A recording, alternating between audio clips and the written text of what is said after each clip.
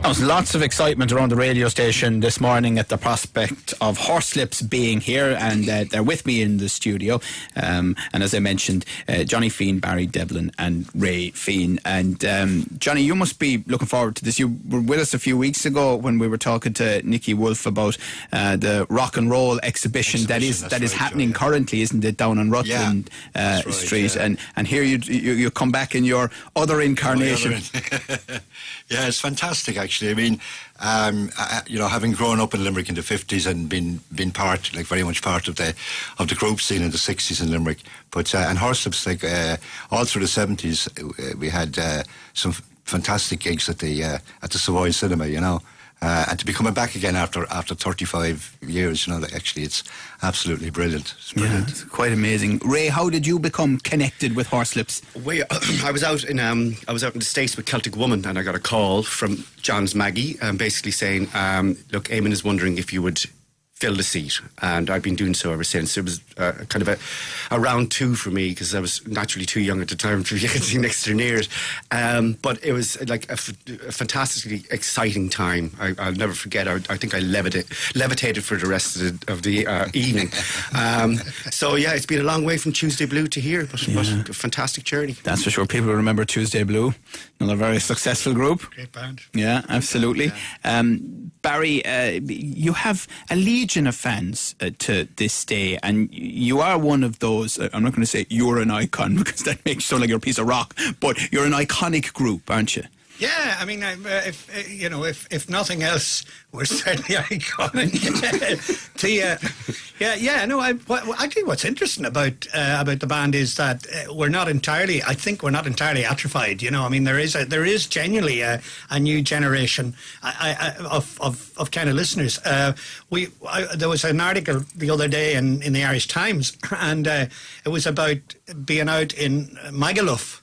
And the girl said the sound that drifted across Magaluf from 1,000 balconies was Horslips. And these are Leaving Certs. So we're going to do a Leaving Cert anthem next year, because actually, funnily enough, we were talking about this, we spent a lot of our time after gigs talking to young kids.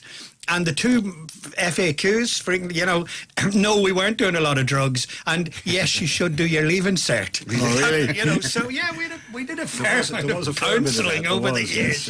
Yeah. How to be a rock and roller, Horslips style. Well, hot press journalist Colm O'Hare is on the line. He's interviewed Horslips in the past. Good morning to you, Colm. Good morning, Joe. How are you? I'm very well. Right, so put these three guys and the other guys involved in Horslips in a bit of context for us. Oh dear, I wouldn't know where to start. Hi, Colm. Hi, Barry. Hi, Ray. Hi, Johnny. Hi, Colm. Good to talk to you. I was lucky enough to interview them. I think it must be 10 years ago when I got to speak to all five members of the band, all at different times. And when I went to put together the piece, I decided to sort of tell it in their own words, from beginning to end. And I think the title was at the headline, Happy to Meet, Sorry to Part, which is a bit obvious. But I thought it told the story nicely, and they all had a different perspective on gigging and the early days, and I thought that worked quite well. And I think shortly before the big comeback, which was around December 2010 or 2009. Anyway, I was lucky enough to do a public kind of interview masterclass with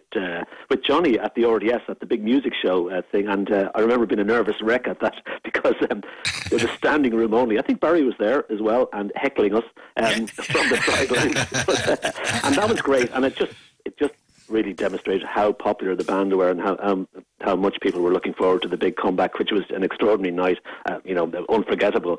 And I mean, there's the music, of course. I mean, we all loved the music, and when I was growing up, I had friends who had older brothers and sisters, and they had all the stuff. They had the Deep Purple and the Wishbone Ash, and the only Irish acts they would have an album of. They'd have Tin Lizzy, Rory Gallagher, Van Morrison probably, and Horslips were the only other rock band that people would have in their collection, because there really wasn't any other Irish rock band at the time who were recording albums and touring in the way that Horslips were. So that's what I remember. I mean, we could talk about the music all day, and I mean, when they play live, we know which ones the place will go mad for, and the ones people will kind of sit down and maybe songs like Furniture, a little bit more I can't pronounce the word, but I think Eamon Carr told me that when they played one of their very early gigs down somewhere in West Cork or Kerry, they noticed people sitting down on the floor, which is a completely new phenomenon in ballrooms. And I'm sure the parish priest or the bouncers weren't too happy about this. Probably thought people were on